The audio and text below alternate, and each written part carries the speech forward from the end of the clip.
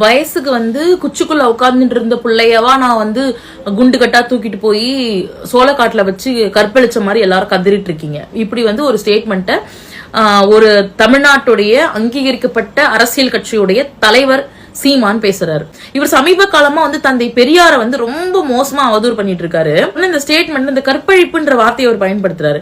பெரியார் அப்பவே இப்ப 2025 ஒரு அரசியல் கட்சி தலைவருக்கு கற்பழிப்புன்ற வார்த்தையை பயன்படுத்த கூடாதுன்ற அறிவு கூட கிடையாது. தந்தை பெரியார் அப்பவே சொல்றாரு, கற்புன்ற ஒரு வார்த்தையே கிடையாது, கற்பு பொம்பளைக்கு இருக்குன்னா ஆம்பளைக்கு எங்க போச்சு அப்படின்றது. கேட்ட தந்தை பெரியாரோட அறிவு எங்க இருக்கு? வயசுக்கு வந்த பொண்ணையா கூட்டு போயிட்டேன்.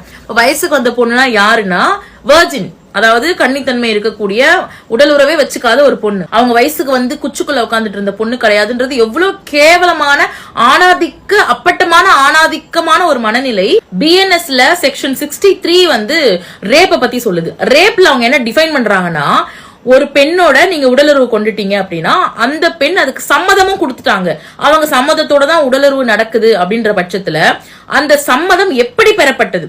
அந்த பொண்ணு ஓகே இவரு தான் நம்ம கல்யாணம் பண்ணிக்க போறோம், இவரு தான் நம்ம ஹஸ்பண்டா ஆக போறாரு அப்படிங்கிற நம்பிக்கையின் அடிப்படையில அந்த நம்பிக்கையை நீங்க கொடுத்திருந்து, நீங்க நான் உன கல்யாணம் பண்ணிக்கிறேன் அப்படிங்கிற நம்பிக்கையை கொடுத்திருந்து ஒரு சம்மதமா வாங்கி அதுக்கப்புறம் அந்த பெண்ணோட நீங்க உடலுறவு வச்சுக்கிட்டீங்க அப்படின்னா, நீங்க கல்யாணம் பண்ணிக்கல அப்படின்னா அதை சட்டம் ரேப்னு சொல்லுது. இவர் சொல்றாருல, விருப்பத்தோட தானே வந்தா, அந்த விருப்பம் எப்படி பெறப்பட்டது? அந்த விருப்பம் நான் உன்னை கல்யாணம் பண்ணிக்கிறேன் அப்படின்னு சொல்லி பெறப்பட்ட விருப்பமாக சம்மதமாக இருந்தால் அதை நீங்க நிறைவேற்றலன்னா that amounts to rape. 2 finger டெஸ்ட்னு ஒன்னு சொல்லுவாங்க. அது என்னன்னா, ஒரு பெண் கன்னித்தன்மையோட இருக்காங்களா இல்லையான்னு சொல்லி மருத்துவர்கள் 2 fingers அவங்களுடைய யோனில உள்ள விட்டுட்டு அவங்களோட ஹைமன் கிழிஞ்சிருக்கா இல்லையா டெஸ்ட் பண்ணுவாங்க.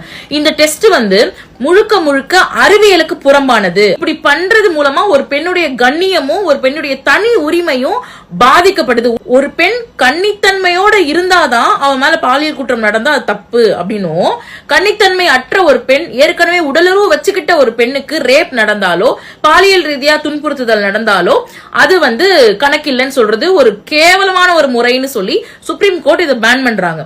அதே போல பாலியல் தொழில் செய்யக்கூடிய பெண்களாக இருந்தாலும் கூட அவங்களுக்கு ரேப் நடந்தா அது ரேப்பு தான்றாங்க. அடிப்படை நாகரிகம் கூட இல்லாம ஒரு மீடியால ஒரு பெண்ணை எப்படி பேசணும்னு கூட அறிவில்லாத ஒரு நபர் பின்னாடி இவ்வளவு பேர் இருக்காங்கன்றதே ரொம்ப வெக்கக்கேடான அசிங்கமான ஒரு விஷயம். நீங்க ஒரு பொண்ணை ஏமாத்திட்டு, ஏன்னா நீங்க ஆம்பளை, நீங்க ஒரு பொண்ணை ஏமாத்திட்டு வேற ஒரு பொண்ணை கல்யாணம் பண்ணிட்டு போயிடலாம். இப்ப பாதிக்கப்பட்ட பொண்ணு கேள்வி கேட்டா நீ ஒழுக்கமா, நீ என்ன குச்சுக்குள்ளையா இருந்த, வயசுக்கு வந்த பெண்ணோட உறவுல இருந்தப்ப அவங்க என்ன வயசுக்கு குச்சுக்குள்ள இருந்தாங்களா? அப்ப ஒரு பெண்ணோட உங்களுக்கு தேவைன்னும் போது ஒரு பெண்ணுடைய பாலியல் ஒழுக்கம் உங்களுக்கு தேவையில்ல. அந்த பெண் உங்களை கேள்வி கேட்டா, உங்ககிட்ட நியாயம் கேட்டா, நீ ஒழுக்கமா, நீ என்ன என்கிட்ட முதல் மாட்டி வந்த, நீ வயசுக்கு வந்த பொண்ணா, இப்படின்னு ஒரு கேவலமான பேச்சையெல்லாம். இன்னொன்னு, உண்மையா காதலிக்கிறவங்க யாராவது இது மாதிரி பண்ணுவாங்களா? மறுபடியும் எமோஷனல் அட்டாக். உண்மையா காதலிக்கிறத பத்தி நீங்க பேசலாமா? ஒரு பெண்ணை விட்டுட்டு போனதுக்கு அப்புறம் நீ நடுத்தரல விட்டுட்டு போயிட்ட, அப்புறம் அந்த பொண்ணு உன்னை உண்மையா காதலிச்சா உனக்கு என்ன, காதலிக்கலன்னா உனக்கு என்ன? இவங்க நடுத்தரல விட்டு போயிடலாமா? இப்ப அந்த பொண்ணு கேள்வி கேட்டா, அவ என்ன உண்மையா காதலிச்சா இப்படி முச்சந்தில நிப்பாட்டி திட்டுவாளா அப்படின்னா என்ன மேனிபுலேஷன் இதெல்லாம்? இல்ல ஹைலைட்டே பெரியார பத்தி பேசுறதுக்கெல்லாம் ஒரு தகுதி வேணும்.